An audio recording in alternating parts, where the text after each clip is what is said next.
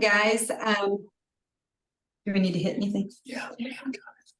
I'm Christine and this is Wes, and we are good friends. We cook, we love to cook together, and our studio audience loves to cook with us. So we may be passing and talking, and they may be jumping in with us, but we thought we would work solely on Italian, but our goal is to show you how to make smaller portion meals that you love. Maybe you love going out to eat them, but you want to do it at home, make it fresh. And everything we've got set here, if you guys can see, is kind of what you think of normal Italian food. Some pasta, sauce, bottle of wine, Fresh herbs. That's the norm. So we're going to throw all that stuff away for a little bit and show you guys a whole lot of other Italian dishes that we're going to do. So who's going to cook with us? Anybody cooking with us? Just watching? Okay. Well, if we are going too fast, we're going to do lots of demonstrations, and then the few things we're cooking, just stop us, because we want to try and get it all done within the time. Our last thing's a dessert, so at the very end, we'll stay longer if we don't quite get to it. We've tried to time it out the best we can. So. Yeah. Does that sound good? Okay, so we're going to pass this stuff along, and we're going to get started. If you are cooking with us, we're going to start with chicken. And we wanted to just talk a little bit about making really easy to cook chicken. And there's a couple different ways you can do it. One is in the oven, one is sauteing it. And then you're going to hear us talk about air frying a lot. We're not going to actually air fry tonight, but if you have one, everything we're doing that we talk about, we're going to throw in the air fryer just so that you know that it can be done that way. Yeah. So this is chicken thighs and chicken breasts. And we're going to show you two quick ways how to cook it. Yep. So what we're going to do, we have these are boneless, skinless chicken thighs. They are wrapped around, the bone is gone, but they're about the same thickness as the chicken breast. And that's what we want. You don't want to open them up. If you open them up and lay them flat, they're going to cook really fast. And you want to try and have everything at the same thickness and density. So that's why we've got them this way. Simple ingredients, olive oil. I like to keep a squeeze bottle around. That's how I do it. And you can brush it on. You can brush it on. You can use a mister, a squirter. You can pour olive oil, however you want to do it. And I'm just going to spread that around a little bit. And you can use avocado oil too, for those who avocado oil. Mm-hmm. You could use a vegetable oil. Peanut oil, almost any oil, but I just want to give them a good coating. And when we said in the notes, you can do bone in, skin on, skin off. Everything we're doing is boneless and skinless. But if you do have that, that's what's available. That is absolutely fine. And it will all cook actually very similarly the way we're showing you. Hey guys, can I interrupt just real quick? Sure. I just want to offer I forgot to mention this, but for everybody viewing, just so you know, you can go to the top right corner and hit view and click on speaker so that you have Wes and Christine in full view and everybody else is on a small screen. I just want to make sure everybody knew that. Thank you. Good point. But I'm going to hit these pretty liberally with salt and pepper. We have our oven heated up to 400 degrees, and these are going to cook for 1 hour. These are the ones that we were cooking in the oven. So why don't you take 2 of them? Okay. So this is one of our favorite quick things to learn. Italian, not Italian. So we teach this every time we teach a class, but it is the sauteed chicken. And Wes is going to show you how to do that. So I am going to take these 2, and I'm going to put them in the oven, and then we'll show you. These are going to go in for 45 minutes to an hour, depending on how thick. So if anyone is cooking, it's time to go in the oven. And if you don't have one, always a good idea to get a quick read thermometer. It's a little quick read thermometer, and it goes from 0 to 220 degrees. You can buy these. I think they have them at Walmart. I buy them at the restaurant supply. You can get them on Amazon.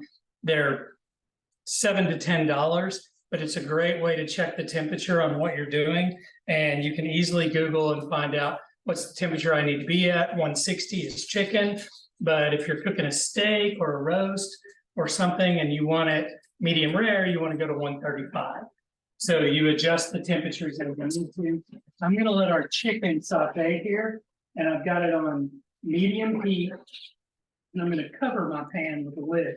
Salt, pepper, got a little olive oil in the pan. I'm going to cover it. I'm going to let it go about 5 minutes. I'm going to flip it, let it go about 5 minutes, and then we'll make a pan sauce. Okay, we're gonna go to Start our risotto. risotto. Arborio rice. This is the rice you use for risotto. It's not a standard rice. It's a thicker grained rice. Takes about an hour to cook, sometimes longer. And the secret on this rice is you brown the rice a little bit in the skillet, you cook it with your herbs, and you add broth in gradually. You don't want to ever just throw this in a pot and boil it. You're slowly adding broth and stirring. And our friend Susan's going to help us with that. And one of the reasons we wanted to show this is it's often on the higher end. Higher end menus, And- cheese or a mushroom risotto, you often see that. And we wrote in the notes a little bit about Northern Italian and Southern Italian, Central Italian, American Italian. There's all different foods that we hear all the time. And this is one that's served often in your Northern Italian food. Right. And it really goes with anything. You can add seafood, you can add vegetables, you can add meat to it. So we thought it'd be fun to show you how to make this, because so often people don't realize you can make it at home. Now you do have to go a little slow with it, Right. but put on some good music, grab a glass of wine, and it's fun to do. So Perfect. All right, I'm going to throw our ingredients in. I'm using a Dutch oven to cook it in, heavy-sided Dutch oven. You could use a regular stock pot as well. It's just this keeps its heat and more consistent heat, being thick and cast iron. I'm going to throw in my butter. 4 tablespoons of butter. And then I'm going to throw my rice in and let it start to brown and add our onions and garlic and herbs. And so we'll cook everything in there and then we'll start adding our broth. one of the things that we all think about is pasta, which of course has gluten. It can be a little bit on the heavier. When you're watching your weight, you may not want to eat pasta all the time. So there's alternatives. So the risotto is a great option. It is a rice, and that's something that you can do. A couple other alternatives are spaghetti squash. I don't know if we're not going to cook this tonight, but it is a great option. So it's actually a vegetable.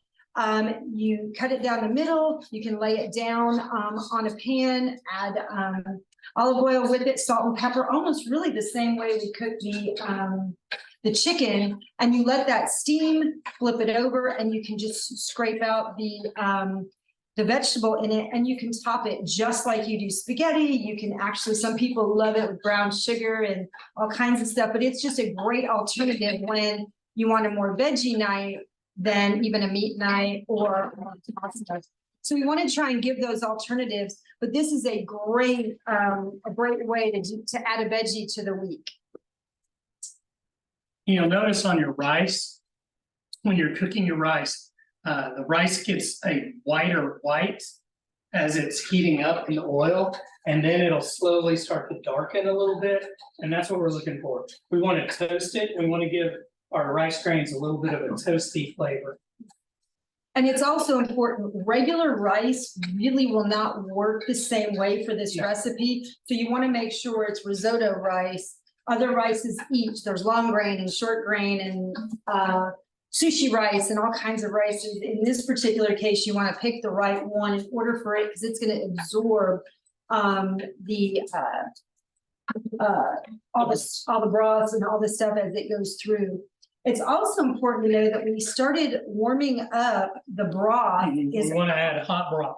Yeah. If you add cold broth or cold water into the rice, you're killing the cooking process till it gets back to that temperature. So it just so you're fighting it for an hour. Right. So you put the rice in Put the first, rice 2 in cups. first. Yep, 2 cups. And it's just about the right color. You want to show? Yeah, I'll bring it over. Okay. All the butter is absorbed. And the chicken is still cooking. We're letting it cook on each side.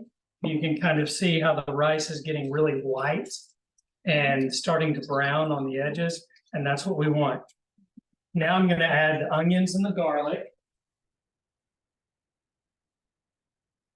And back on the chicken, that also, we put a lid on it, so it's olive oil. And your chicken is just heating up on one side, and then we're gonna flip it here in a minute. While you've got the risotto started, or whatever other side that you're gonna do. So you put the onions in. Onions and garlic, Okay. I'm gonna let them saute, and then I'm gonna add the broth. Once I let these onions cook till they're a little bit translucent. And then we'll start adding our broth and our Parmesan cheese. And parsley. We're looking for the cooking wine. Cooking sherry is right here. There we go. Okay. We're almost organized. One of the other things that you can add to the risotto is white wine, cooking sherry. What are some of the other suggestions? I do a Marsala wine. Wouldn't necessarily do a red wine unless you were doing a mushroom risotto, where you get a little more color in it. You could use a cream base, And that's chopped parsley. chopped parsley. Yeah, okay, the onions are getting a really good aroma. It's too bad you can't smell this one. Rice is nice and white. So this is the stage here where we're gonna start adding, because it almost looks like, oh yeah, it's almost ready. Because there's such a bigger grain, but now is when we're gonna start adding our broth, and this will be another hour before this is ready. At the earliest. One also thing to keep in mind is you want to taste your food as you're going, as you're adding more flavor, more salt, taste along the way. And one trick that we have, we love our tasting spoons. These are just antique spoons we've collected from all over. But a great thing just to keep next to the stove so you can taste a little bit as you're going and kind of keeping an eye on that. And then I'll go ahead and put the sherry in. I've just added the broth. Yeah, so we put cooking sherry for this recipe. Yeah. And that's going right in before you even put the broth in. And the cooking sherry is going to mix in with the broth. And it's got a stronger flavor than the wine. Okay, I always, just like when you make like a French onion or something, if you use 2 cups of wine, you could use 1 cup of cooking sherry. Okay, this just needs to simmer, and then I just need somebody to stir and add broth. Susan. Susan could join us. We cook together all the time, so he offered to jump in. So we're flipping the chicken.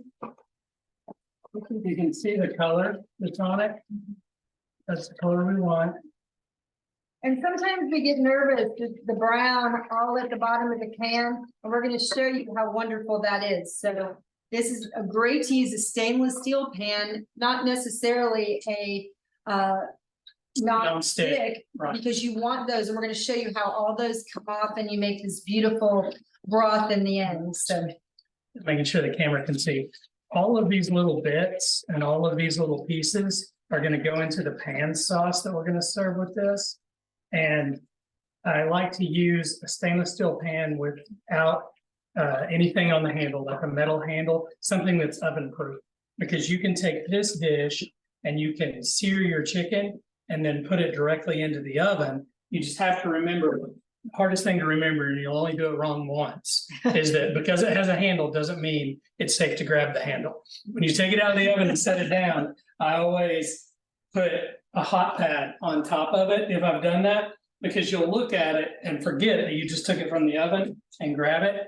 Again, you'll only do it once. Very good. Okay, you tell us a little bit about. Talk about some polenta.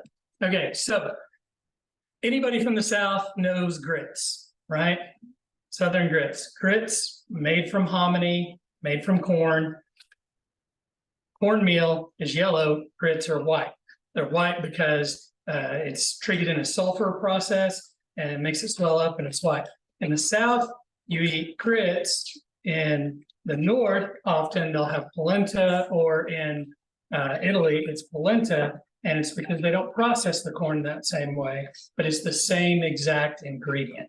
So polenta is just like making grits, and it's always a 4-to-1. If you use 1 cup of cornmeal, I buy Bob's Red Mill, not for any other reason than it's a really good quality and it's very consistent.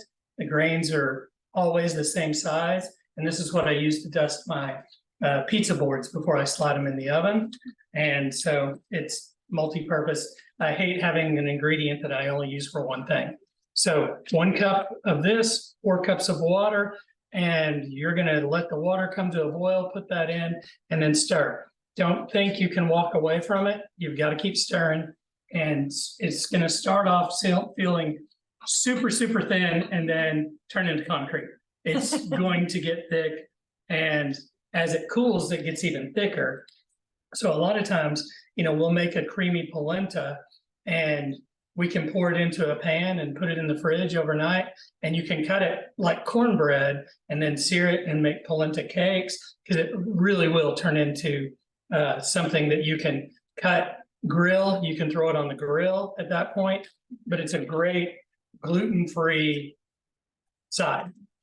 So we've had shown all of these and we still have not talked about regular pasta yet. So that shows you how many other sides there really are in Italian cooking. And there's so many options because every one of them you can flavor differently, Exactly. add different things to it. So the next one we're gonna do is homemade gnocchi. Yep. And that's a potato pasta. Right. And Wes is we're gonna walk through because it takes a little bit. So if you are cooking with us, Now's the time to that's get one your of the potatoes. recipes we're gonna do. So we're gonna walk through and Yeah, so gnocchi, gnocchi is basically a dumpling, right? Gnocchi comes from the Italian word gnocco, which means lump. And so sounds it's, so good. yeah, it's a dough ball. If we made them, if we made them here, it would be called potato dumplings, right? But gnocchi is what they've come up with. And for gnocchi, you need 2 cups of flour, all purpose. You need about 2 cups worth of potatoes, which is 3 to 4. It depends on the size of your potato. Yukon Gold, russets, whatever potato you want. Can't be too starchy. Yeah, Or you you want the starch to blend in with Right. it, but there's not too sticky. not too sticky, right? And 1 egg. And so But we've I've got to cook already- the potatoes. we've got to cook the potatoes. So I've already cut, I've peeled and chopped my potatoes. I'm going to put them into a pot and get them on the stove. They'll need to cook for 10 to 12 minutes until they're soft. When the So if potatoes you're are cooking soft, with us, you want to peel your potatoes now and cut them chop them, yeah. into cubes, and they're Put going to 'em in go water to and boil. salt. You can also make this with a baked potato. I made some the other day where I actually cooked them in my pressure cooker, which you can cook a large russet potato in 12 to 15 minutes in your pressure cooker. And I cut them in half and just squeeze the skins till all of the meat fell out, and then made gnocchi with that. I can move this down. Over our water.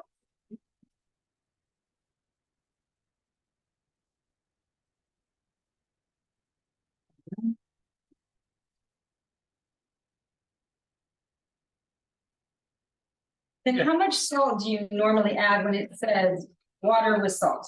Says it for pasta and potatoes. What's your rule of thumb? So on pasta, I typically go big on salt, because that's the only change you're gonna have to season the noodle besides what you put on top of it.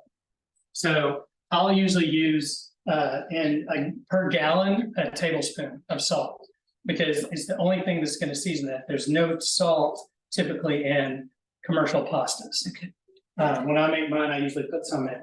So I think our chicken, we'll pull this over real quick. That one, now. And you really just, you're making sure that it's either cooked through. Right. Our breast will probably not be, Okay. because our breast is so much thicker. Yeah, so we need a little bit more. Are you gonna do butterfly it or are you gonna keep I will, I will butterfly the breast. Okay. Yeah, because it's at 145 now. So I'm gonna butterfly the breast, the thigh, I'm not going to. Okay. To turn the thigh back over, so we get color on the other side as well. See, we have great color there. And will you give me one of those cutting boards out of the Uh-huh. top, so I don't dirty this one up? This is one of our favorite tricks that Wes has taught us is a lot of times you think it's a big, thick piece of chicken and you're cooking it and cooking it and cooking it and cooking it, drying out the entire outside. And then you're like, I hate chicken. Yeah, it's Because it such a doesn't big taste piece. good. This tastes so long to only cook. really you want to cook it 4 to 5 minutes on each side, get it where it looks great. The brown color is there. And then you're going to butterfly it right down the middle. As easy as can be. As easy as it can be. Yeah. Yeah, and then we're gonna see, when you get in here, see how the chicken's still kind of pink? Think everybody can see that? We're almost there, the breast is ready, we're almost there, but now we've opened this up where we can get a sear on the inside, and you can see all the juice and everything that's in there. So we're gonna have a lot of extra flavor here. So you're putting that onto all those already juices and darker pieces, and it really will give you that flavor on both sides. So don't be afraid to slice that chicken breast when you're thinking, wow, this is huge. Right, There's also other things you can do with it. And- So always save the chicken, even if it's just a little bit, because you can add it to other dishes. oh yeah, and the chicken breasts anymore vary so much in size, Mhm. but they all seem to be very, very large. Right, Yeah, it's so, not the way chicken breast used to be. so one chicken breast, and as you're cooking, we're doing a little bit more just because we're feeding a larger group of people, but you can pull them out and individually freeze them all.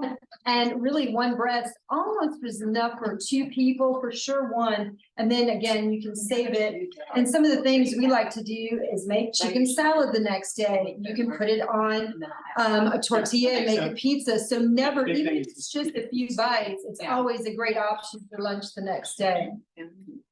Oh, I think you're- You need to. So have we started adding broth yet? We're adding, yeah. So we're broth is adding going just in 1 scoop at a time. One ladle, yeah, 4 ounces of broth at a time. Okay. And just keep stirring. Keep stirring and going. And can you stop a little bit or you really want to continue? You gotta keep stirring or it's gonna stick on the bottom. Okay. And then you're gonna have a rice layer on the bottom that you'll have to chip out later. And rice layer is a term. The rice layer is a term. If you have one, you'll know what I'm talking about, Okay, because you can't do anything with it. okay.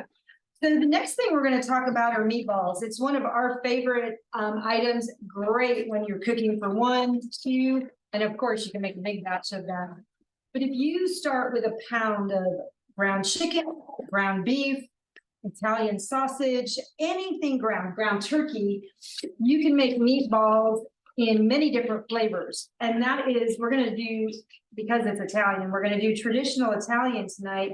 But they're so easy to do. You can cook them in the oven. You can also cook them in an air fryer, which is my favorite way to do it because the grease drips down into the pan. Air fryer. A lot just- healthier. And it gets heat all the way around, like a convection oven inside.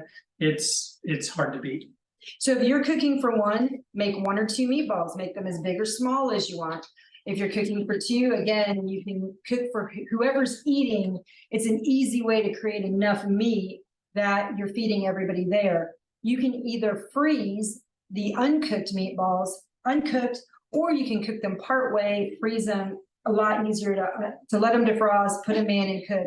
So this is a great way to have to create a side dish with you, or a meat that goes with any side dish that is much more flexible for less people eating. So we're gonna show you how we make just a very basic, Basic Italian meatball. yeah, All right, so.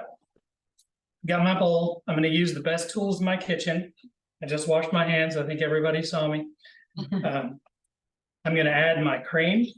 I'm gonna add my And that's egg milk, yeah. or milk, Would you sorry. use cream for you? Yeah. Okay. Milk, egg. Mixy. Stirring that up till the egg's all incorporated in. And what is the milk doing? What if I don't, have milk? Is there anything else I Well, can? we're adding milk, we're adding egg as binder, because it holds it all together. We're adding milk, or you could add half and half or add cream. You could add a chicken stock, you could add a beef stock. You And if you won't get do- the moisture with the stock Okay. that you'll get with milk. Milk. It helps hold on to the moisture. So now we're And gonna if put you in don't our have an egg? breadcrumbs. You can make it without an egg, they just won't hold together as well. Okay, So now I'm making my slurry, that's what I'm calling this. And this is our breadcrumbs, our milk, our egg, and it's kind of looking like a little batter, which is perfect. I'm gonna add our onion. What are we, a quarter cup? Quarter cup. of and you can chopped use onion. shallots. This is also a great way to use up if you used half of an onion for a recipe, don't know what to do with the other half. Great place to include that, whether you've got shallots or onions. Yep. You're adding a little bit of Exactly. garlic. Adding garlic. Quick note on garlic. If you like to cook with garlic, but you hate buying those containers of the chopped garlic that's in a brine because it doesn't taste like fresh garlic. I buy at Sam's whole peeled garlic, or you can just peel a whole bunch of garlic and then I put it in my food processor and I put it in ice cube trays. And then you can break these apart, put it in a Ziploc bag. Each one of these that you pull out is about a half a bulb of garlic. And I keep this all the time because I always have fresh garlic, because frozen garlic tastes just like fresh garlic when you cook it. And fresh garlic will get moldy if you Yeah. get a big amount. And it'll dry out. Yeah, dry out. So now I'm adding Parmesan cheese, which is how much? Readers, Yeah, really. Fourth of a cup of Parmesan cheese. okay. We also added, You got that? we also added a couple other meatball recipes, to the PowerPoint. Just to show how versatile, one of the recipes we love is Parmesan chicken meatballs, and ground chicken. Now you can find it at Harps, you can find it at Aldi's, you can find it at Walmart. You can make chicken Parmesan instead of it breaded and beat and fried and very fattening. You can make a meatball that has the same flavors in it. And then we stick one of the little mozzarella balls inside or just a chop of it. So you can create dishes you like in a meatball form. And again, you're serving one, two, or Yep, whatever a you few. need. I'm adding salt. I'm adding dried oregano. This is stuff. And Susan you can brought add from her garden. your favorite Yeah. Italian. Italian seasonings. If you just have an Italian spaghetti season, this is a good one. It has all sorts of herbs and everything in it. And because it has onions and pepper flake and parsley, all of that with it. Add salt, you can add some black pepper.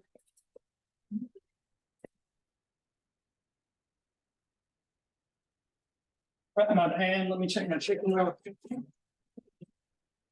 Chicken is cooked out, so we're just about ready. I'm gonna kill the heat on this while I finish this.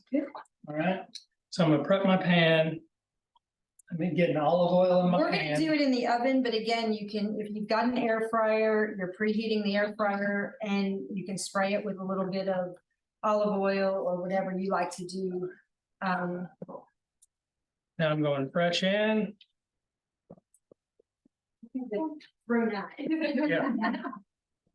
Nobody's wearing, sandals, No. so we're good. This is another, we love gadgets, and Yeah. some gadgets sit in the drawer all the time, but this is one that is great. It is a cookie baller, Cookie baller, meatball baller, it is a scoop. it's a scoop. Yeah, And you can get them in a couple different sizes, Mhm. but it makes your cookies consistent, it makes your meatballs consistent, which means they cook better. So if you don't have one of these, it is a great idea to add to the kitchen. You will use it a lot, once you've got it at your, got it At your available. disposal. Yeah. Yeah. All right, so. Pro tip, now I'm gonna wash.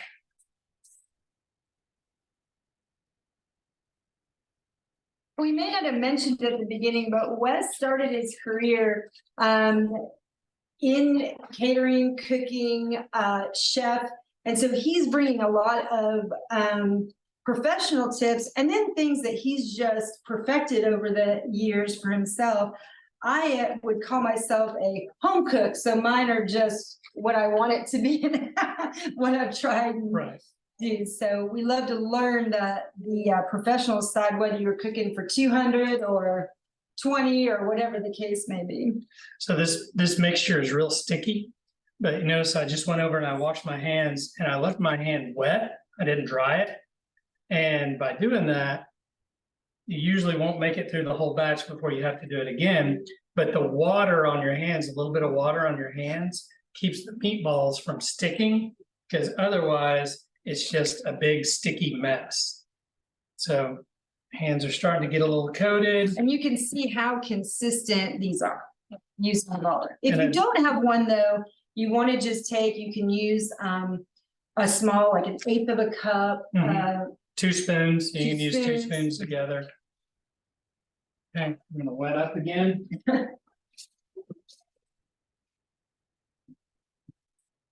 And then this in the oven, 350 to 375. Yeah, and- 350, 375, 30, 45 minutes.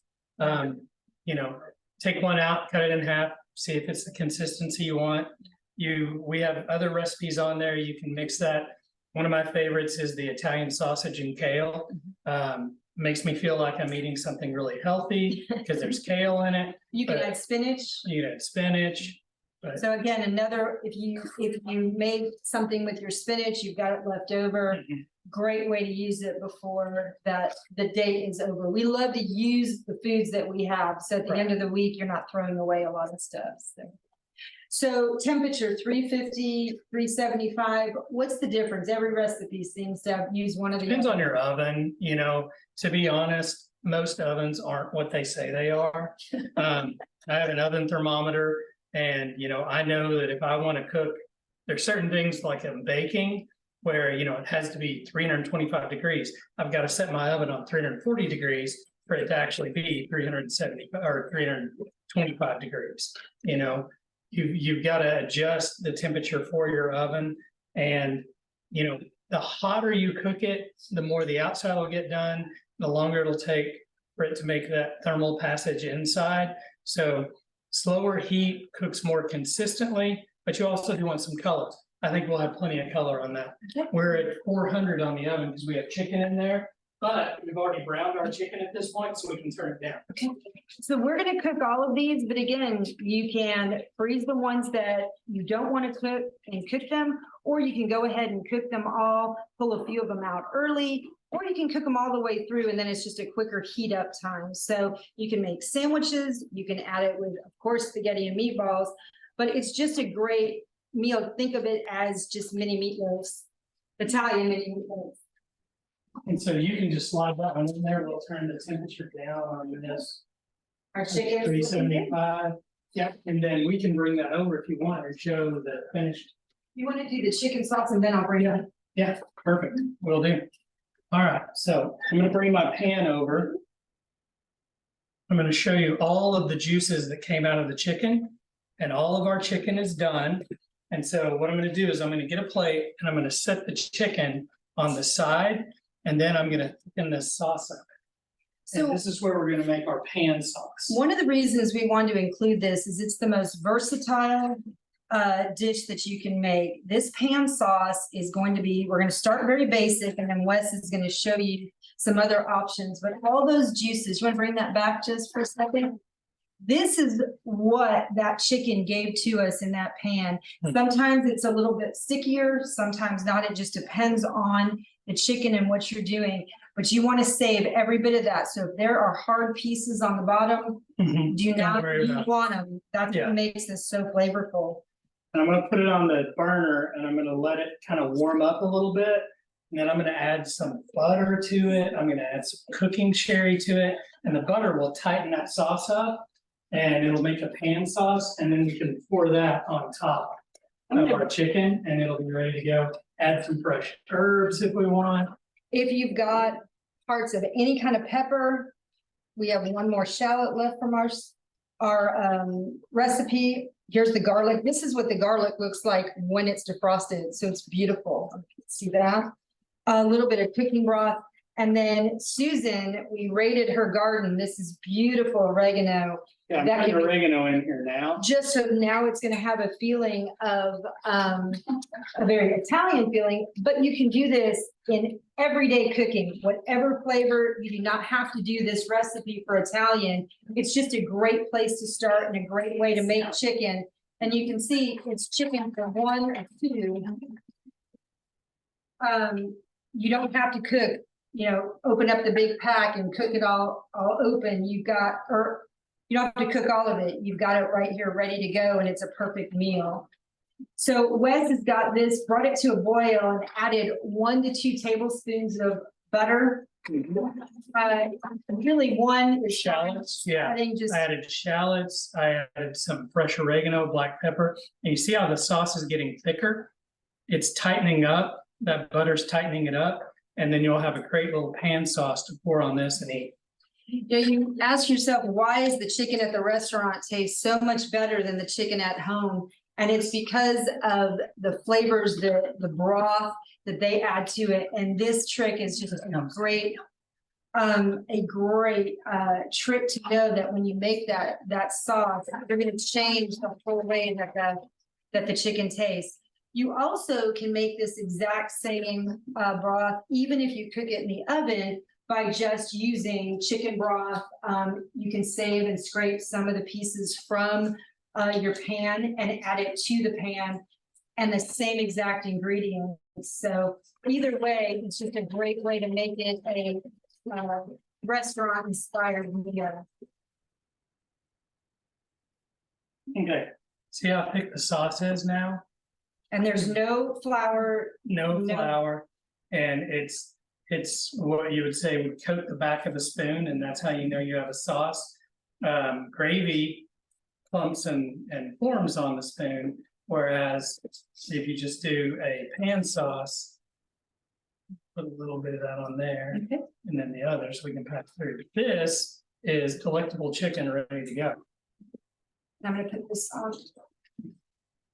So we pre-cooked the chicken breast and the thighs in preparation. So yours, if you're cooking, is still in the oven.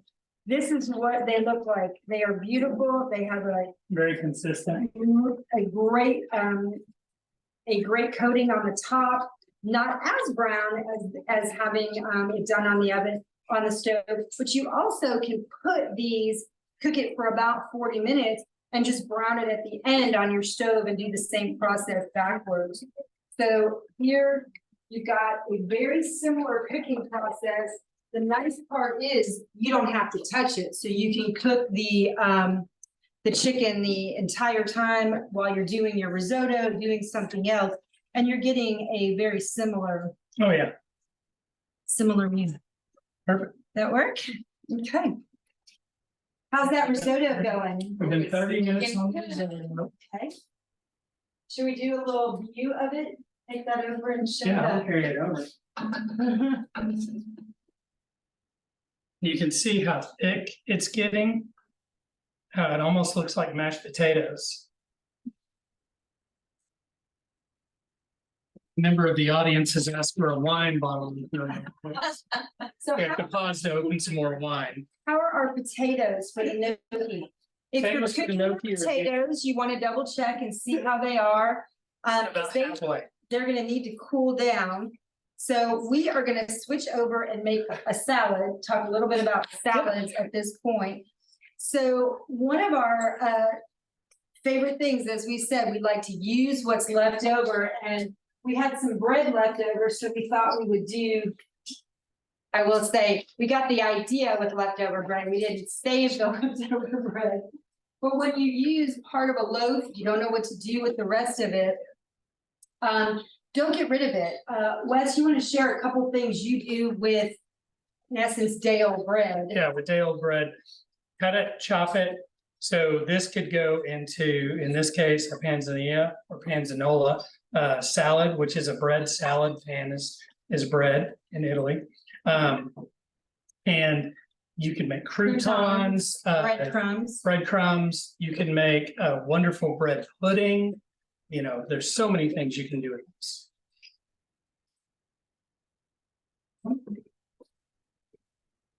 So we included a couple other salads, just to see some variety. The chopped salad, again, looking at the restaurant, why is the salad so good at the restaurant? When you make it at home, it doesn't always taste as good. One of the tricks that Wes taught us is put your dishes in the freezer for a little bit. For a cold salad, for a chilled salad. And that really will make a difference actually on how the salad tastes as you're eating it. But the chopped salad that we're not going to make tonight, but we've got the recipe for you. By taking the lettuce and all the ingredients and making them into smaller pieces, all the flavors work together. So it really changes the whole flavor than just dumping some real big pieces. And you've got huge pieces of lettuce and huge pieces of this and that. So chopped salad is a great idea. And then, of course, caprese salad with the tomatoes. Tomatoes, and mozzarella. basil. And we didn't do that just because it's not necessarily tomato season right now. You still can buy them, of course. But this salad you can make with fresh tomatoes. You can make it with canned tomatoes. You can make it with those tomatoes that are a little soft. You're not sure what to do with them. This is a great salad for it. So we're Cherry tomatoes cut in half. so this is a lot of leftovers. It can be, of course, brand new tomatoes, but the day old bread, other leftovers, onions and bits and pieces of herbs. And then you can add fresh mozzarella. So you can either make the caprese salad or you can add that to this one. And you Yeah, can I'm gonna also add some do to this. peppers and lots Yeah. of other stuff to this. Yeah, this recipe that we have on here doesn't have the mozzarella, but I'm gonna add some into ours because the studio audience would enjoy that. Or your favorite cheese, right? Yes, yes. All right, so vinegars, I use a lot of rice wine vinegar. Chinese salad vinegar is a really good vinegar for vinegar and oil dressing, like an Italian dressing. I'll use that and a little Pompeian red wine vinegar. So those two are going to be my vinegars.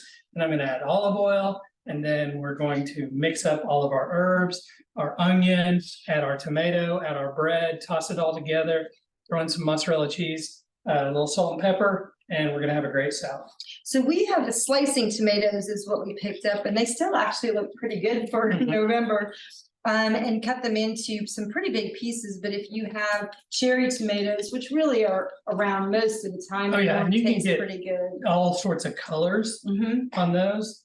And if you like cut them in yellow, half, it purple. lets the juices escape. Right, so I've cut these into quarter wedges, into little pieces, so they're bite-sized, big bite, but bite-sized pieces. So olive oil, red wine vinegar, you can do white wine vinegar, Yep. you can do it with balsamic vinegar. Yep. Or mixture, so whatever you love, this is a good, just, experiment with it a little bit. And in this particular case, the dressing, the bread's gonna Or absorb. bread's gonna absorb. You want more dressing than you think you're gonna need, because bread is gonna absorb a lot of that dressing. Not to get fresh pepper.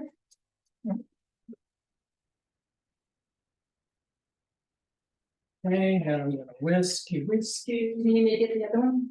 Okay.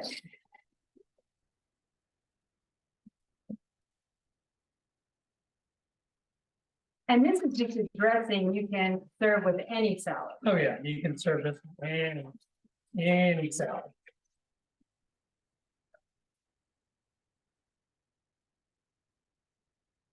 All right, we're good there.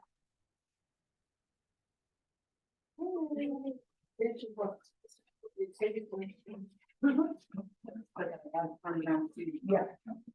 Yeah, we'll have to add a little cheese to that. All right, so we've got a good mixture here. We've got good color, good seasoning. Then we're gonna add our bread. We're gonna toss our bread in this first, so it absorbs it. So sometimes the recipes say toast it and sometimes not. What's the difference and what? Toast do you it if you recommend? don't have stale bread. Okay, Typically this recipe is, how do I use up my stale bread? And that's why you want this. so you don't really need to toast it. No, you don't need to toast it. because this will absorb all of the juices in this. And it's a recipe that gets better the longer it sits, to a point. So a couple of days on this. Not 2 to 3 weeks. Yeah, not 2 to 3 weeks. I'm gonna mix in tomatoes. This is also a great way to use basil when you grow so much. This is a half a cup of chopped basil. It's beautiful, smells wonderful. Lots. And that was half of a red onion. I used about a quarter in this. I doubt, this is probably 3 times what the recipe was to make. But every onion's a different size too. Yeah. And so you get an idea. Now we're gonna put in some mozzarella cheese. I didn't do very good, sorry about that. That's all right. How's the chicken taste, everyone?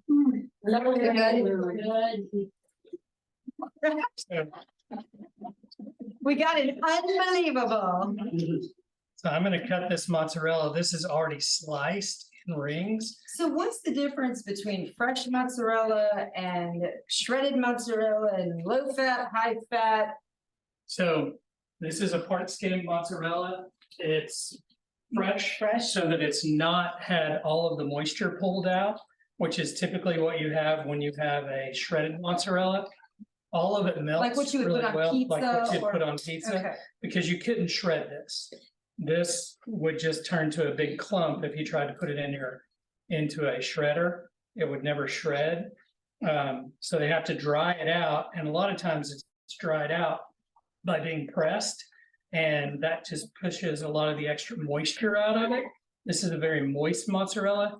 In fact, if you cook with fresh mozzarella on a dish, you'll see a lot of moisture come out of it, like on your chicken or on your pizzas. If you're making it, you'll see a lot of the moisture come out because it has a lot of the milk still in it, the moisture still in it. But when you're buying a block of mozzarella, it's been pressed to get most of that out. It's denser, so you can slice it. Okay. and really shredding your own cheese is always a better idea Always. because it is gonna be as fresh as possible. It really does taste different. And so often we wanna buy it pre-shredded, but it's just another tip if you want your food to taste more homemade. Yeah. We're just gonna add a few more spices and herbs to the dish. Fresh Just oregano here. just looks pretty and smells wonderful. Stem this, and then we've got fresh thyme. Does this need to fresh go oregano. back in the refrigerator? Can it be served It can immediately? be served right away. Okay, The longer it sits, probably the better it will get. But in this case, if I was making this, I would make it before I started my main dish and put it in the fridge. okay. And then after your main dish is done, while it's resting, then you cook this. Or then you eat this, sorry, while it's resting. All right, we're gonna pass this on. Okay, let's check the potatoes. Yep, how are we doing on time? We are at 5:52? 5:52, Yeah. so we were gonna take a little 10-minute break. Let us get cleaned up a little bit, letting you guys refill your glass of wine or take a bathroom break. Are there any questions? Are we Fast. going too fast? Are you enjoying what Potatoes are you're almost done. hearing? Can you see what we're doing? Hey, this is Tony. Uh, Hello. I have a lot of trouble. I only cook for 2 people and I have trouble with my garlic drying out. Would you go through that process of freezing your garlic again? Sure. I'll show you what I do. Yeah, I think we all find that it either dries out or it gets moldy. You try to buy the liquid one, then you try to buy the cubes, then you try to buy the cloves, and no matter what you do. So I buy whole peeled garlic. You can buy it at Sam's in a big bag because we cook a lot, so I use a lot of it. But you can buy the smaller You can buy jar. smaller ones, the smaller whole peeled garlic at Walmart. I've seen it at Harps, and it's just garlic cloves that what they do is they hit it with pressure with steam, and the skin just falls off, and then you're left with just the garlic clove. And you buy those, then I put them in my food processor. You can also chop it by hand, however that works, and then I'll put these in the food processor and then spread them out into my ice cube trays. And then once they freeze, And you're adding a little bit of a water, little bit of water. Once I pack that ice cube tray, and we like Or- bottled water. yeah, we pour a little bit of bottled water. That way it doesn't have any fluoride, which is awesome for you because we have some dentists and orthodontists in the room. It's awesome for you, but we use bottled water for this, and we will freeze it. And then once it's frozen, you can break it apart, and then I just keep it in Ziploc bags, and then Oh, it's ready sounds to great. pull out. Yeah. I didn't So know these you are- added the water to it. That's what I was looking for, I think. Yeah, Yeah, and these plastic trays, I think are $1. 97 cents. Yeah, just keep a few of them. You can do the same thing with basil. You Yeah, can do it. with basil, I use it anytime we have a bumper crop of herbs or things to get rid of. I do it with jalapenos. I'll chop jalapenos in my food processor when we have a bumper crop, and then chop those up and put them in.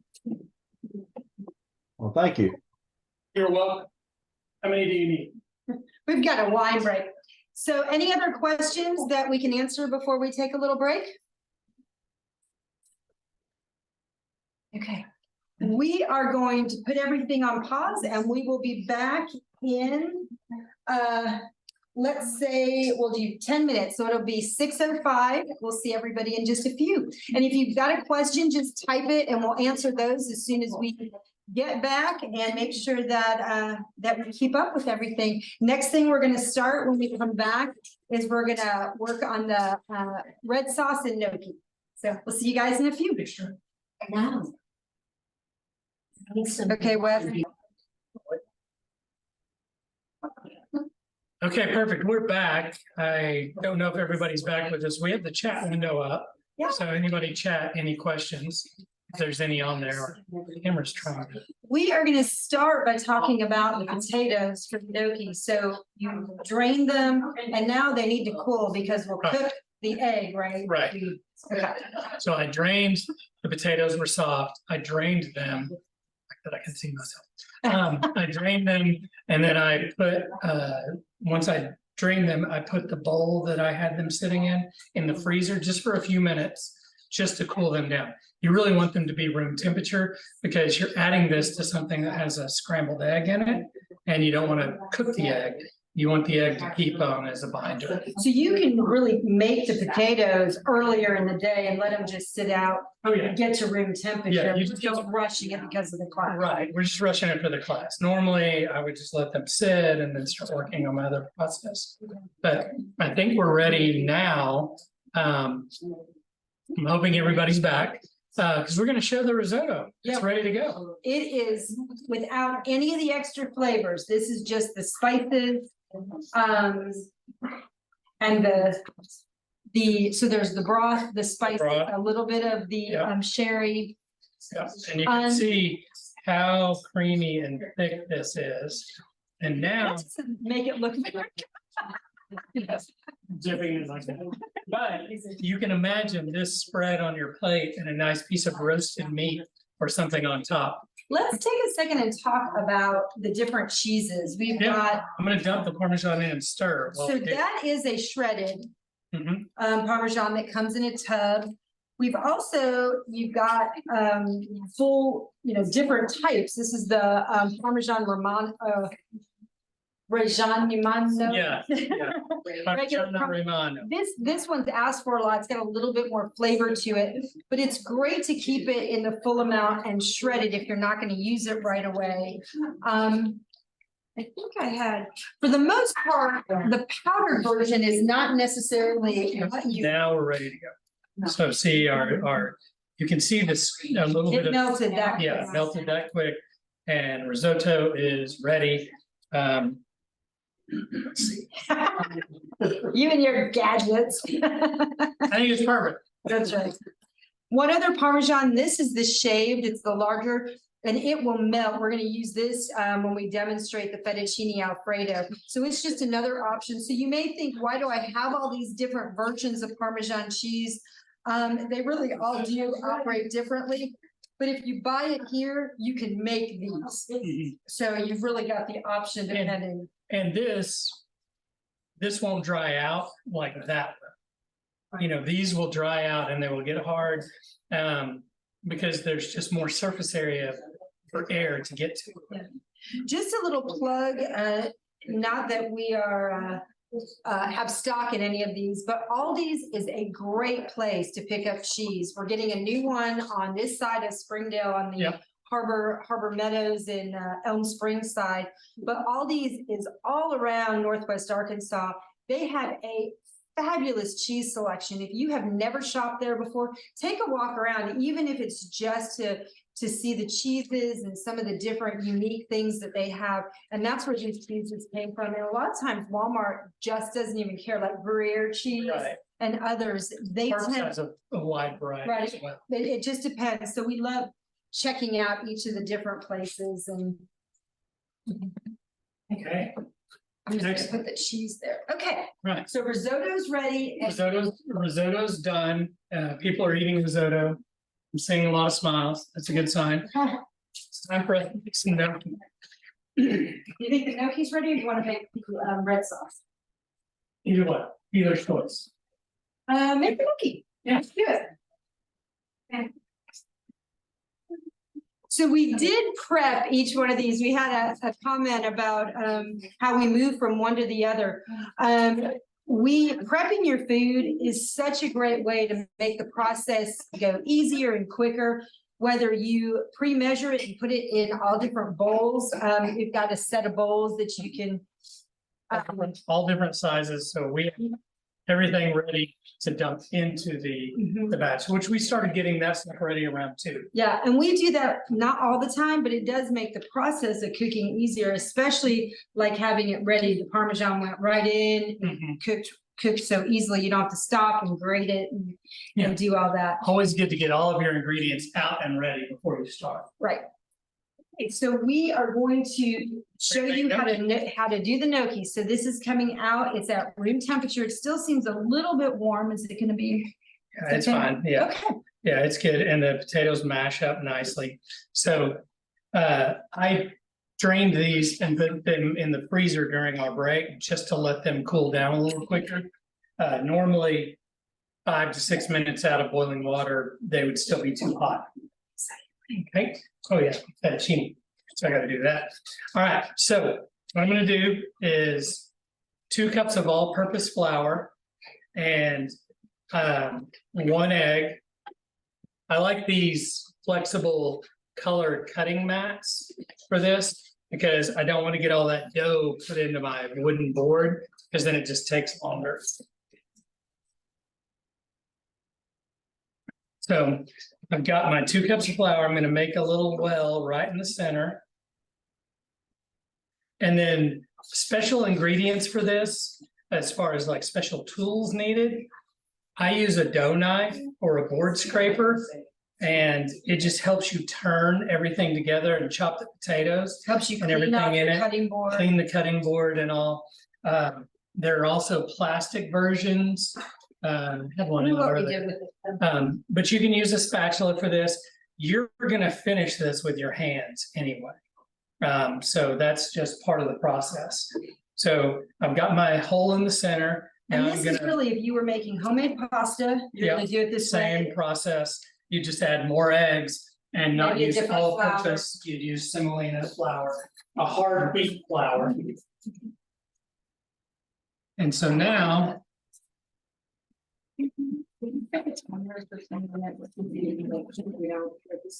take a fork and we're gonna break up our egg yolk and then I'm just gonna start stirring.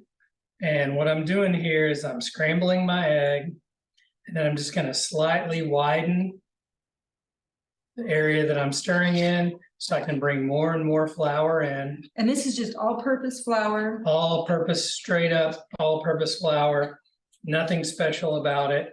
Oh, yeah, there's always something special about it.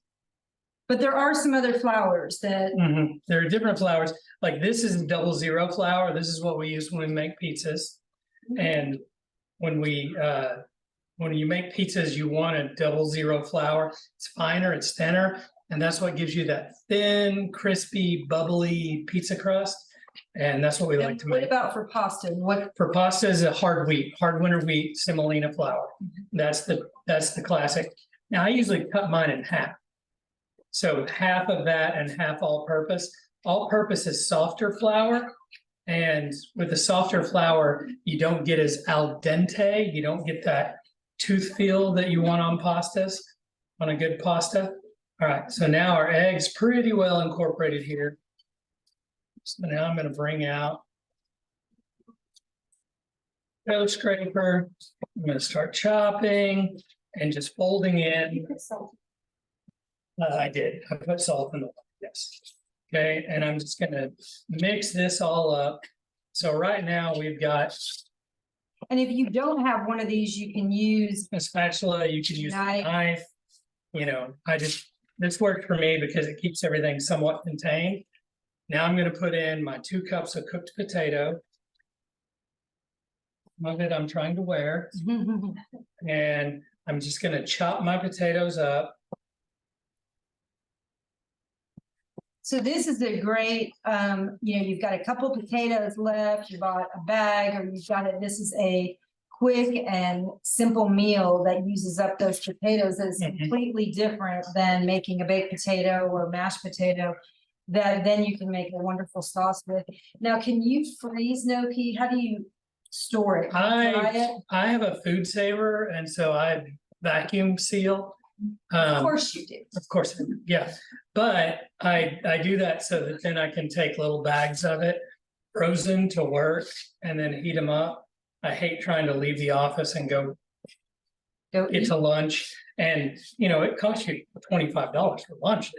So the food saver, you got at Sam's. Got it, Sam's. They have So- them at Sam's Club. If You you'd can order like them to online. pre-make food like this, it is a great way. It gets the air out, and then you can freeze it. you Vacuum can seal it. Store it. Pull one of those freezes, those pizzas from the freezer, and then there's also some pork loin that I did, and you can kind of show. Yeah, so this is an example. Wes Last night, likes his food saver. Yeah. we made pizzas. We made homemade pizzas last night. But when I make homemade pizzas, I always make a full batch of dough. And so we made a dozen pizzas, and they're cooked. The crust I cooked separate. All of the top ingredients are not cooked. And I pack this up, take these to the office, throw them in the toaster oven. I've got a fresh Neapolitan pizza at the office. This is gumbo that we did the other night. There's pork loin that we've Well, done. what's nice about this is you can make a normal batch of gumbo, red Right, I'm sauce, gonna make a big batch. and then freeze separate for it, and you cut these and make them any size you want. Right, So you can cut the make a back. portion. Like in the fridge, you'll pull out some of the bolognese I made the last time. And Which they we're gonna freeze cook. flat. We're gonna cook some of this shortly. So maybe we can talk about this, the reason why we aren't showing you how to make this, how long Yeah, did it because take? it took 8 hours. That's why. Because my wife thinks I'm insane, because at 9 o'clock in the morning on a Saturday morning, I'm out cooking Italian sausage and ground beef in a big kettle in the outdoor kitchen. But I made 8 gallons of this, and it took 8 hours. But you cook the meat for a long process, then add your herbs, and you add some cream, then you add all your crushed tomatoes and everything that it has to simmer. But if I'm going to do that, I want to be able to pull one of these out. And it's like, this is a quart, this is 1 quart size jar you buy of spaghetti sauce. And I made 24 of these when I made that big batch And shared them with all of and that. shared them with everybody. We're going to cook that later tonight with some rigatoni. All right, so now we're to the stage where it's time to get your hands in there. This So is I'm- the meditation part of the Yes. process. This is where we're gonna take our dough and we're gonna turn the potatoes on themselves, squeeze it together. All of the starch and the moisture in the potatoes are gonna come together, and it's gonna come together kind of like making biscuits. If you've ever made biscuits from scratch, you're just gonna press it, turn it. You don't want to overwork it. You want the moisture to absorb. This is already feeling really nice. So this is a potato gnocchi. Chris is going to tell you about another one that we made prior to this. We made this at about 3 o'clock today. I showed her how to make. And this is a Italian dish called the gundi, which is a Ricotta, ricotta gnocchi. So instead of using potatoes, use the same process that we're doing here, but you use 2 cups of all-purpose flour, an egg, and a 16-ounce container of ricotta cheese. And that is a ricotta gnocchi. So it really mixed almost identical. You Yeah. put it in the refrigerator and then we'll show you how to prepare it here in just a little bit. Yep. Okay, I locked myself out. Oh, well, you're gonna need my fingerprint, and that's not gonna happen, right? So, all right, so our dough's ready. We're clumped. I want to let this set. I've got to let this set for a few minutes before I'm gonna cut it into fourths, roll it into ropes, and start cutting it. So how long would you say, what's the few minutes? You're putting it 3 to 5 minutes. I at just room want temperature? room temperature. I just want all of the moisture to absorb all of the flour. Right now, I have some sticky pieces of flour that don't have a lot of moisture with them. I want those all to be absorbed. Okay, Can we take this from you? Okay.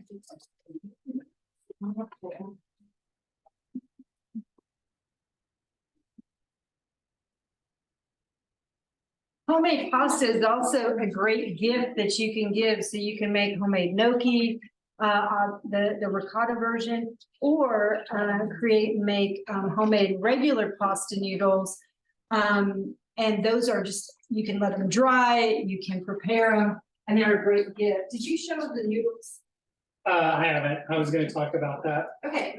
We have time on there, but you can bring them over. Okay, so these are some examples of the before and after, just regular cooked noodles and the difference. And Wes is gonna give you a few thoughts on it. But a lot of these noodles are so different. They're unique Shape and size.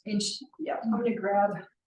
Yeah, so my theory on pasta, and I have many, and I'm pretty opinionated on it. But the only time that I rinse pasta,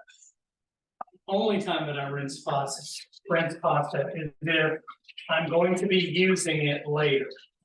So sometimes you'll cook pasta and, you know, my mother used to do this and it drive me crazy. She'll run cold water over it.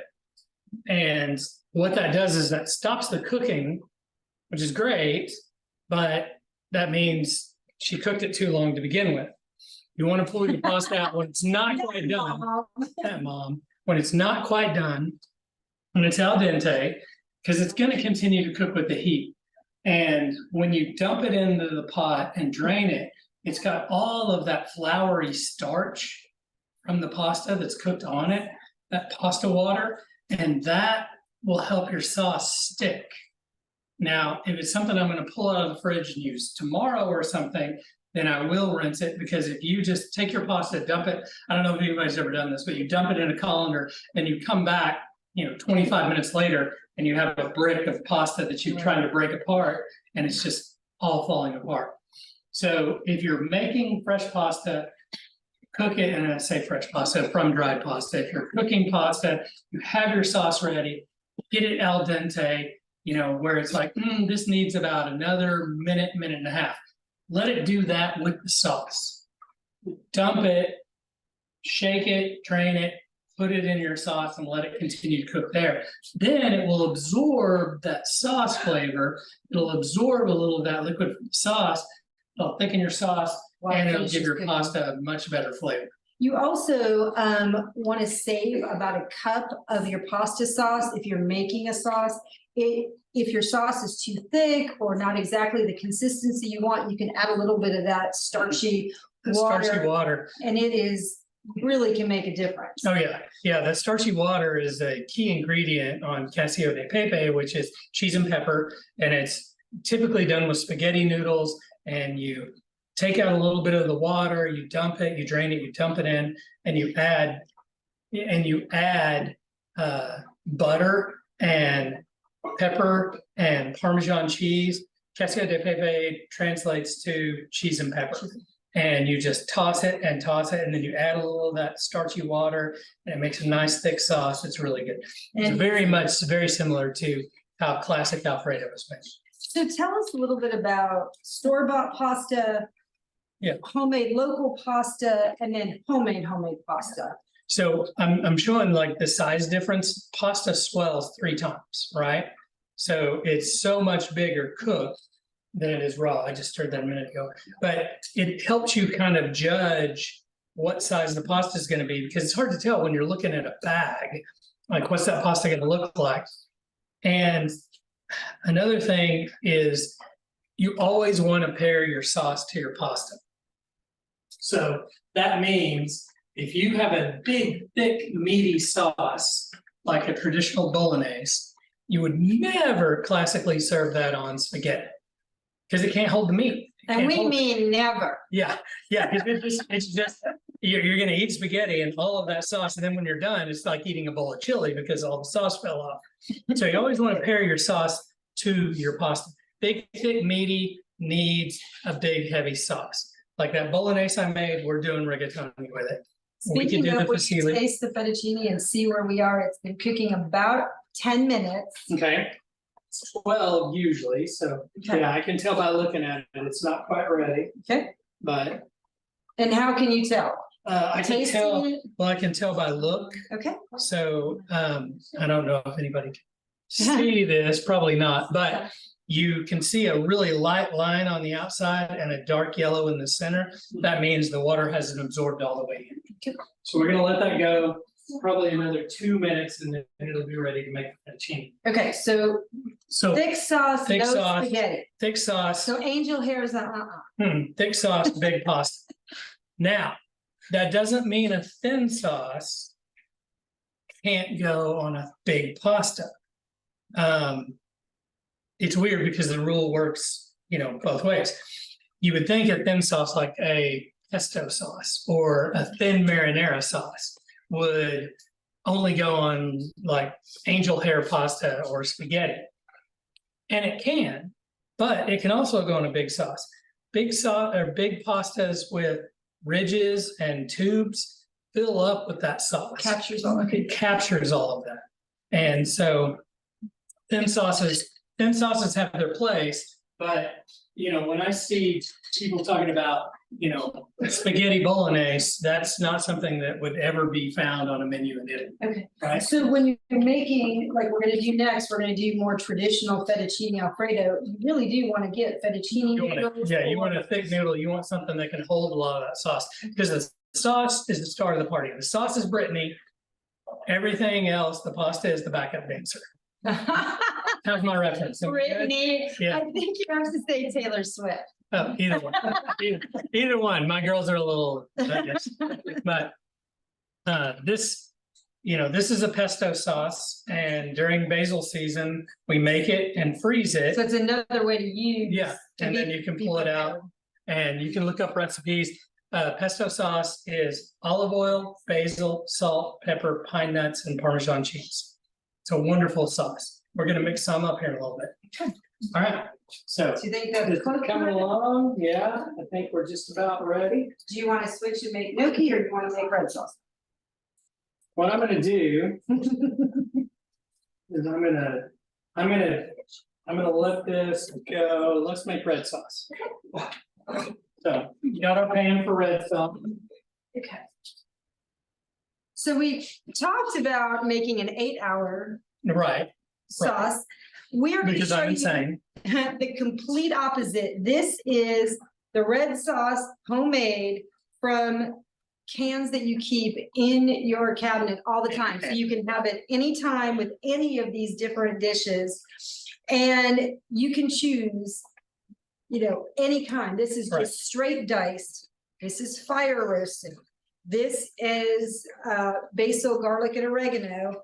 And keeping a small can of the tomato sauce on hand lets you create what we're gonna do anytime you want to, fresh, Right, in essence. And you'll be able to taste the difference. Even though it's from a can, does not have the sugar that you get when you buy it in the jar. yeah, No, that Rose is sugar. has that the is least salt. sugar. Yeah, Rose has the least sugar. But this, for the most part, there's no sugar added. So you're eating healthier, you're adding the flavors that you want, and you can have it anytime you want to. And it pretty much this will make food for two. Mhm, You easily. can get a smaller can, but both of these, I think this is 68 cents and this is And $1.25. then you can use dried herbs, fresh herbs, it depends on the season and what you have available to you. Mhm. You'll use less dry than you do fresh. But anytime you use dry, there will be a little bit bitter. So typically, if I'm using dry herbs, I add a little honey or something to sweeten it. Try not to use sugar, but I add a little honey or something to sweeten it. Fresh herbs, you don't have that issue. And if it doesn't taste bitter, you don't need to add. Right, It's you just don't that need you've it. got that. But if you're adding a lot of dried oregano, a lot of times it's bitter because typically they process the whole plant. It's not just the seeds. So you have a lot of stem in there, which And- still has a great flavor. And the cans are gonna taste different, but tell us about our favorite tomatoes. Oh, yeah, San Marzanos. So we grow San Marzanos. I had a friend bring me some from Italy, and every year they come back from seed and we grow San Marzanos. It's kind of like how they protect champagne. It can only be called a San Marzano tomato if it's grown in the San Marzano region. They're the best, most robust tomato flavor, completely different flavor tomato than your standard Hunt's can. And you'll see all kinds of knockoffs because you'll see San Marzano style, and those are just Romas. San Marzanos look like Romas, but they're more square. So, okay, we're Ready ready? to go. This is gonna be quick, simple. So you're We're gonna just start with some olive oil. Olive oil, throw in our herbs and throw in our sauce.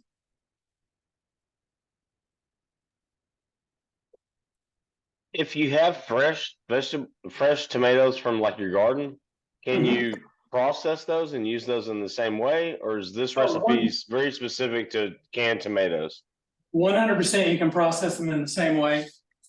The reason, and we have salsa parties where people come over and we make salsa, canned fresh salsa. And I always buy canned tomatoes. And I always have everybody say, but it's tomato season. Why aren't we using fresh tomatoes? Well, there's a significant amount of time in blanching and peeling those tomatoes because we want fresh tomatoes, but we don't want them to have the skin, Right. right, in your salsa. Right. And that takes so much time. And fresh tomatoes or canned tomatoes, they're canned where they're grown. They don't ship them across the country and can them. Like Del Monte and those other places, there are canning facilities there. So for consistency, our batches always turn out the same when I use canned, but fresh tomatoes, not as consistent. But for a sauce or something like this, 100% you can. Just remember, put a little X pattern at the top stem and the bottom stem. Drop them into boiling water. Scoop them out after 30 seconds. Excuse me. Take a paper towel. Paper towel will pull the skin right off. Then it's ready to use. Otherwise, you're going to have a whole lot of skin in it. So we're gonna do Awesome. garlic. Thank you. Yeah. So for the red sauce, we're gonna add a little bit of garlic to the olive oil. If you've got shallots, onions, you can add that. This is also a great time if you've got green peppers, anything else that you would like to use up a little bit. It is absolutely not necessary, but it will add lots of flavor. Ready to dump that? Yep. Ready to go. So here's our shallots. There's our garlic. Put a little pinch of salt in there already. I'm gonna move this up. Just after you dump that, will you put water back in that and put it on this burner over here? We're gonna need it for the note. I'm gonna add our fresh herbs.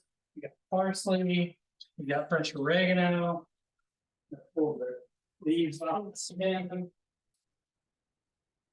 Even a little bit more olive oil. What pan are you gonna do the olive oil? I'm gonna pull that from underneath. I'll pull one up and I'll move it here once our red sauce is done.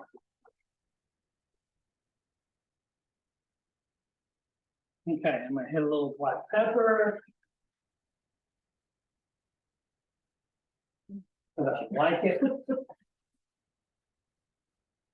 Garlic, shallots, olive oil, Few fresh herbs.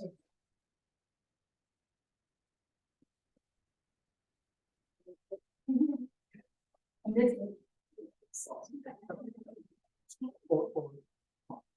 Okay, We are using a little bit bigger cans of tomato just so that we have enough for everybody for the studio audience. for the stu- They help us clean up, so you'll take it. Except for Susan, because she stirred the risotto.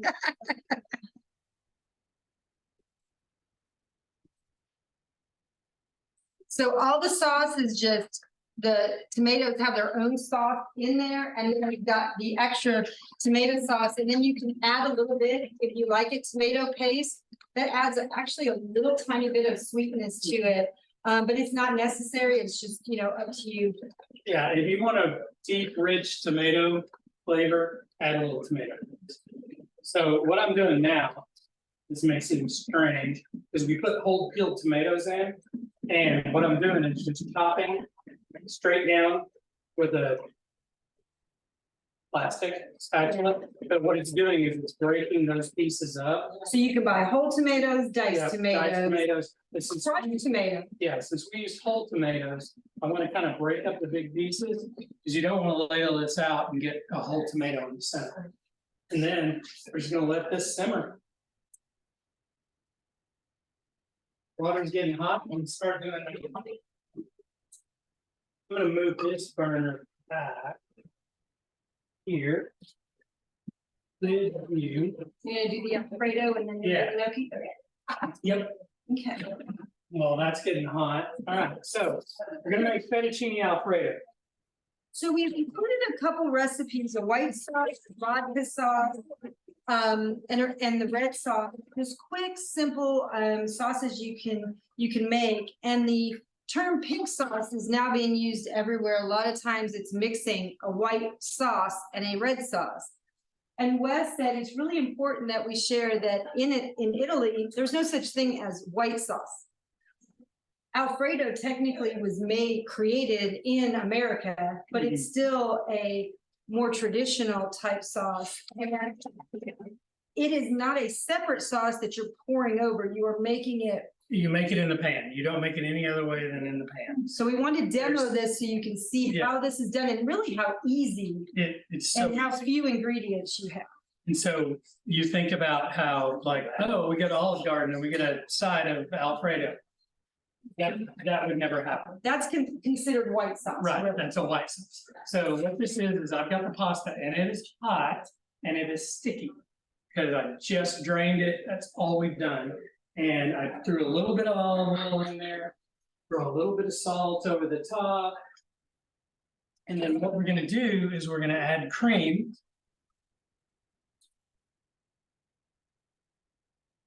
Heavy cream, and we're adding butter. 2 tablespoons of butter, and what was that, Chris, a quarter? Half a cup? Yes. Half a cup of cream. And my choice on this is, And that is the one package of fettuccine. I didn't use the whole package, Yeah, you did. right? Well, no, I didn't pull the whole package out. Oh, gotcha. You Yeah. filled the pan. Yeah, I filled the Okay. pan. So about 3/4. Yeah, it's about 3/4. Okay. A couple of good servings. And as you can see, the pasta's still hot. And what I'm doing is I'm cooking the pasta in this sauce. And it's heavy cream, it's salt. I'm gonna add a couple more spices here in a second. It's absorbing that cream and I've got it on heat, and then we're gonna add Parmesan cheese and stir it in. Now, for a good Alfredo, you need some nutmeg. Anytime you use cream, I like to use nutmeg and some white pepper, Why white pepper over black pepper? because you'd see it. Honestly, it's because you'd see it. Okay. You'd see the little specks of black pepper. And you have not added Parmesan yet. I've not added Parmesan. I want to wait until I start to see bubbles in the cream where it's starting to simmer. And then I'm gonna add my Parmesan cheese and I'm just gonna keep stirring. And it's gonna become a beautiful, thick, creamy sauce. And you added a little bit of olive oil and that just A little broke bit it of olive apart. oil in the beginning, just so that Okay, I had something to start transferring heat. You know, right now, honestly, because the starch is coming off, of this, it's already coated. It's already coated with the creams, but we want to have that cheese flavor because that's what makes an Alfredo. And I'm using shaved Alfredo, Parmesan. shaved Parmesan for this because it absorbs a little bit better. It's really thin. Very thin, has a lot of surface area, and it'll melt down with this, beautiful. And what I'm gonna do is just keep stirring. Add in some fresh Do parsley, you want to switch and start the gnocchi and I can keep doing that? yeah, a little more warm.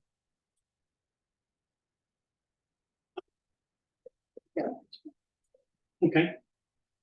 Yeah, you keep stirring that until you don't see any pieces of those, and we're Okay. done.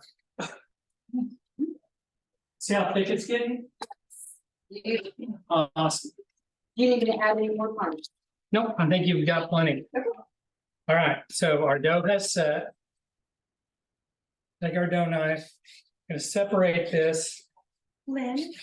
Yeah. Did you check the meatballs? Where? I'm there. Want me to take them out? If there's a spot to put them, This is Wes's better half. She gets to eat better than all of us. You want to take them? Oh, this is beautiful. Chris is sitting back here very curiously. Okay. So be careful. Yep. All right, so I've broken my gnocchi into 4 little tubes. I'm gonna interrupt for a second. Oh yeah, that looks like fettuccine Alfredo. We're ready to go. It's beautiful. Yeah, it is. And here, look at. See how well coated everything is with the sauce? I don't know if you can see it there, but there's no pooling sauce in the pan. This is the only way to make a good classic fettuccine Alfredo. Yum. And it's done. It's ready.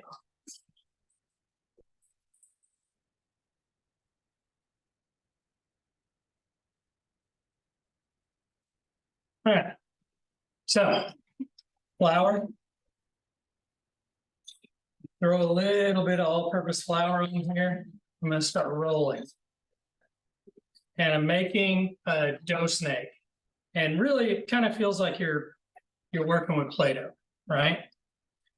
And you just want to make it kind of consistently sized. This is potatoes, flour, an egg, and that's it.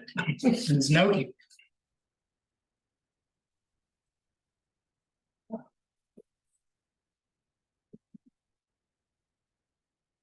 Okay, got our dough snake done. And now then I'm just gonna cut it. There's our dumplings.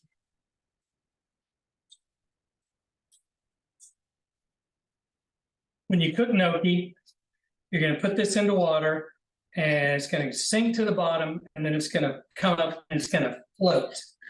And when it floats, it's almost done. You've got to give it a little bit more time.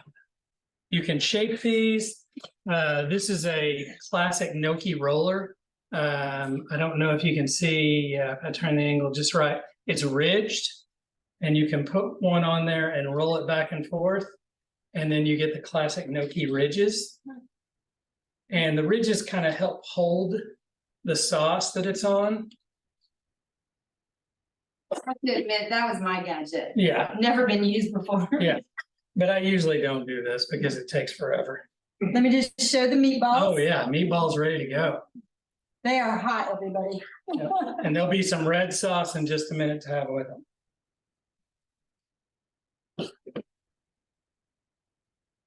So start to finish, how long for the gnocchi if we would have just focused only on that? Only on gnocchi, you could start it and finish it in an hour. Make your red sauce in the middle. Yep. While the potatoes are cooling. Our water's almost hot enough. We'll put some of this in. And then it's time to do dessert. Ah, So time let's for just some do that. tiramisu. Nice. Finger again.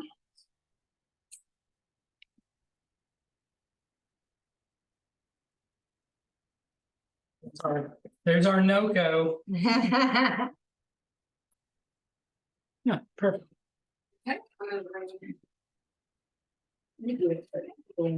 Here. Pass this on to our starving studio audience. Look at that plate. Woo!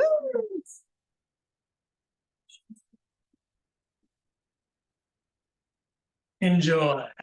Ooh, tiramisu, my favorite.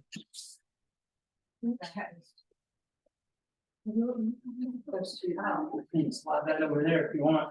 Once this water comes up, then we can put those in. On the gnocchi, when you put it in and it comes up, this is called a spider. It is just a strainer, but it helps you scoop them out and put them into a dish. Typically, once it's cooked, you'll toss it in a little bit of butter. I usually throw it on the skillet.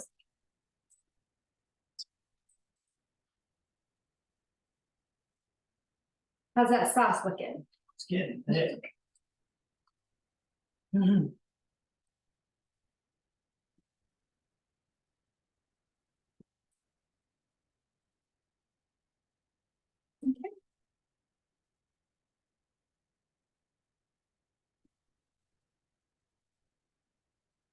The recipe talks about adding it to the air fryer or to the oven, the gnocchi.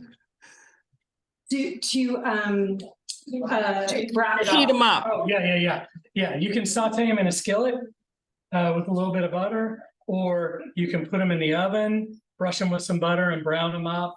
I usually do it in the skillet, just because this is a dish that doesn't require the oven, so. I'm the Yes, air take- fryer, I put it in for about 5 minutes, spray it a little bit. And it is not required, but it changes the flavor, whether you're buying pre-made or you're making it yourself. It just totally richens the outside texture, and all the sauce seems to work really well with it. So it's just a little tip, absolutely not required, but it does make it really taste wonderful. That red sauce is done. So the red sauce, I think, was 15 minutes. Mhm. Maybe 20 minutes, you can let it just simmer a little bit.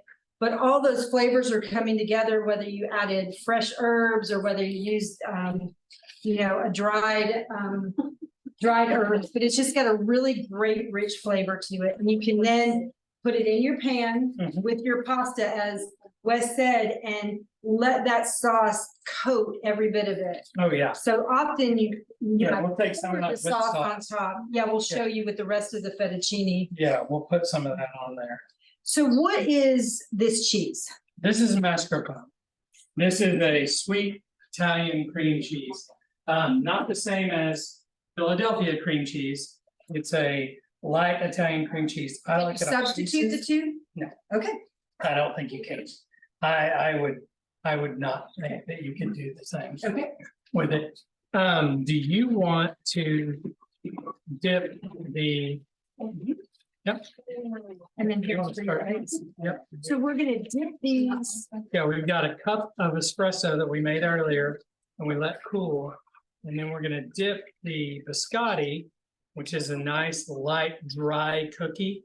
We're gonna dip that in to our coffee, let it absorb. And you can do hot chocolate, you can do strong coffee. And this is cold. Yeah, and then we'll break these and set them aside. If you want to put a couple of pieces, they will absorb that coffee and then they'll break apart and be very soft. You'll get probably 3 out of each one. We love little dishes like this. It is such a great way to serve dessert. For 1 or 2, you can, a lot of this you can keep for later if you just want to make a couple of these. Your lady fingers will freeze. The other items, can you freeze the cheese mixture? Cheese mixture. So you probably want to make the mascarpone fresh. Yeah. Yeah. Yeah, I think the mascarpone has to be fresh. Okay. But the little dishes are such a great option for serving for just a few people.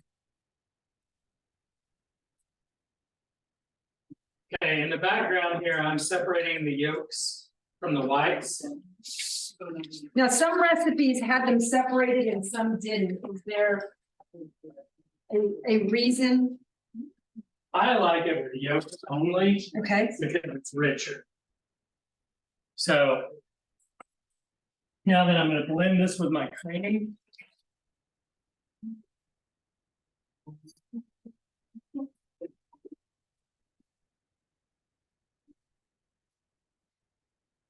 so what do you do with the egg whites when you, In this case, I throw them away. oh, You could save them and make an egg white omelet if you're so inclined.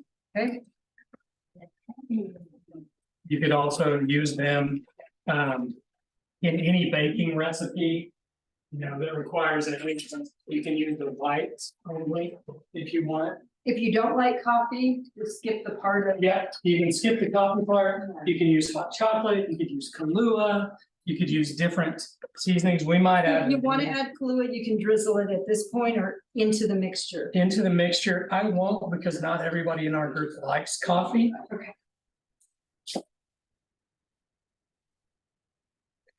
The water is boiling, so I am going to. Yep, you can drop those in.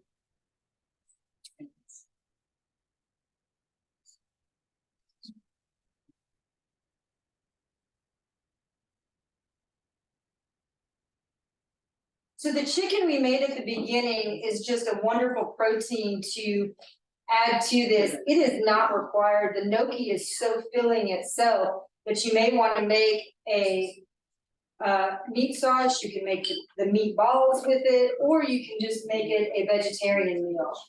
And it will be very filling. Oh, yeah, sure. I need sugar. Oh, that was one thing we did not. That's all right, I got it here. I forgot to measure that sugar. You're Sorry. pretty good. I have all in it. Good. I got the vanilla, I got the sugar. This is a great dish because it does not require cooking. So it lets you kind of prepare it, even with your guests, you can be doing that. Make a pot of coffee if it's a cool night and everyone enjoys that. But it's such a nice flavor that you can make. Now, you also can make this in a big pan. Mhm. So you can layer all the cookies, you can pour the coffee over it, and you'll see that a lot where at a restaurant, you'll get Yeah, you served cut a square of a it. square, so that works as well, but the dishes are pretty fun. Yeah. People think you're extra special when you do that.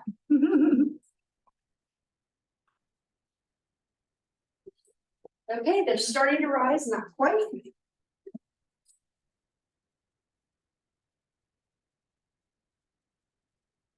We have about 10 minutes left, so we are going to keep going, but if anyone has any questions, now's a great thoughts, it's a great time to jump in and let us know what you think and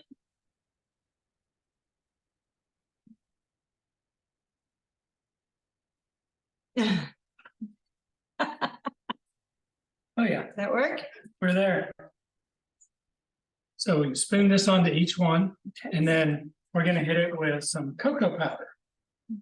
And this is made for powdered sugar cocoa powder, and it allows you to just lightly sprinkle on each one. Oh, man.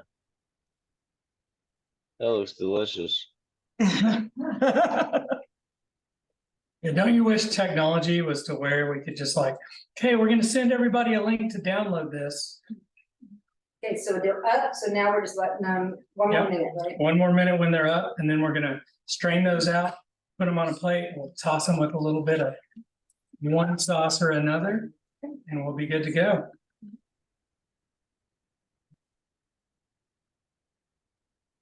This has been an amazing class. Thank you so much.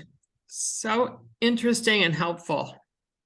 Yeah. You're very welcome. Thank you. We love cooking. We get together quite a bit and have fun doing it. So Oh, yeah.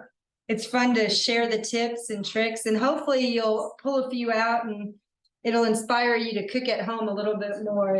It's helped us, because Oh, it's yeah. easy sometimes to say, let's just go out to eat, but a lot of fun when you're trying something different. Then you can put a cinnamon stick in this, a mint leaf, anything that you want, but it's actually perfect the way it is.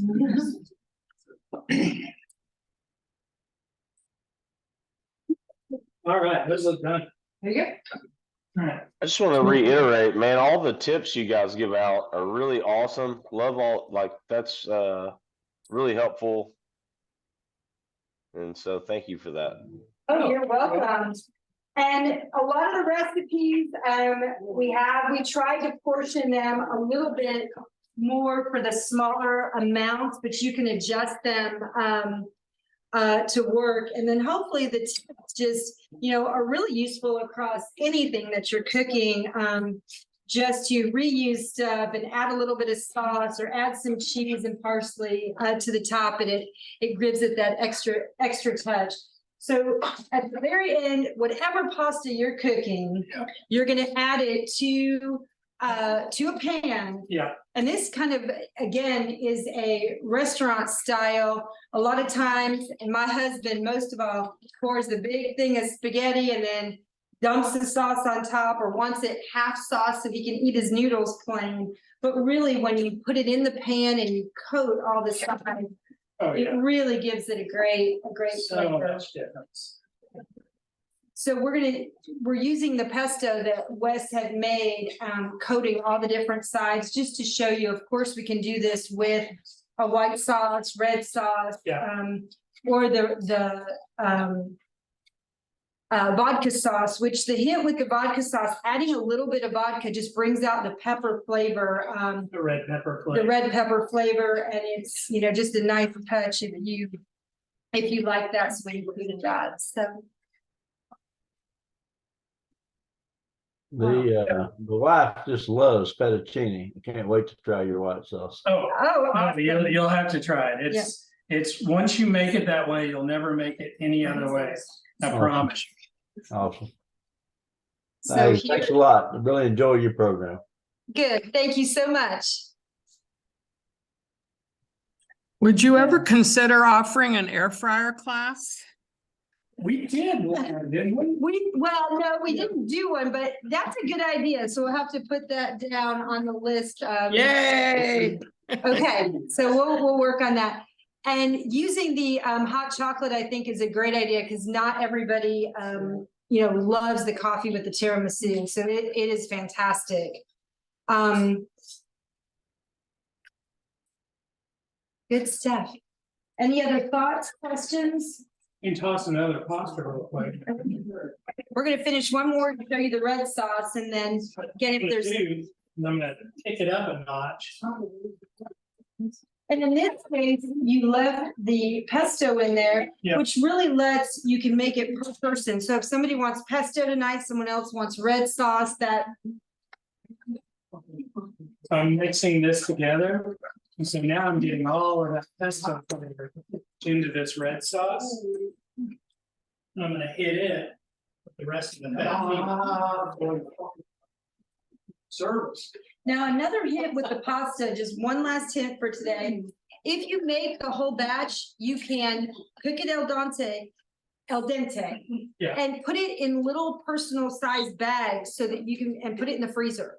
Okay. And that will let you just heat up some water, put it in there, and you've got fresh pasta just almost instantly. So that's a great way, so you don't waste pasta if you cook it that way. Okay.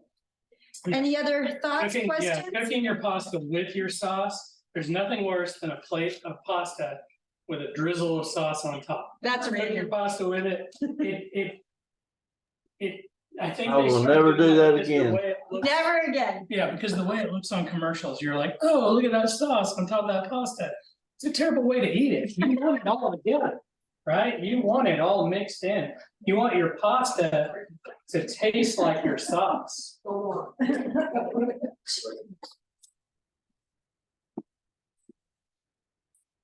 So here.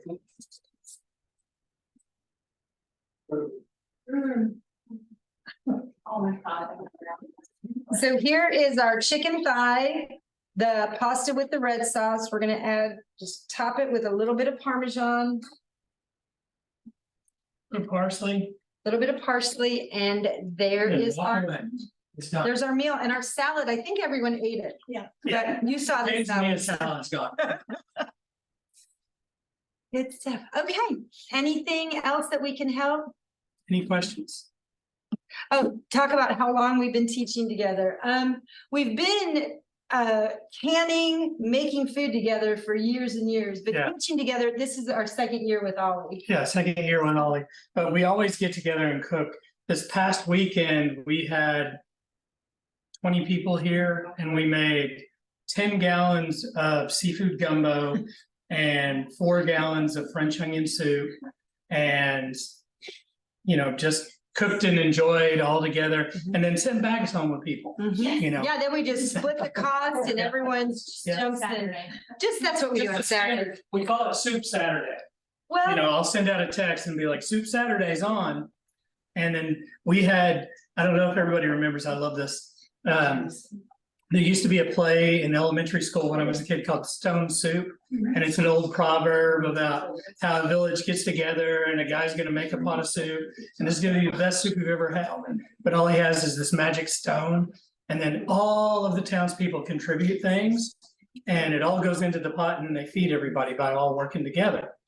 And so we had a stone soup party and, you know, we set limitations. You can't buy it at the grocery store. It's gotta be a farmer's market. You've gotta grow it yourself, go to a farmer's market, small farm. You know, nothing goes in this, you know, has a barcode. And we cooked 10 gallons of soup and it was fantastic.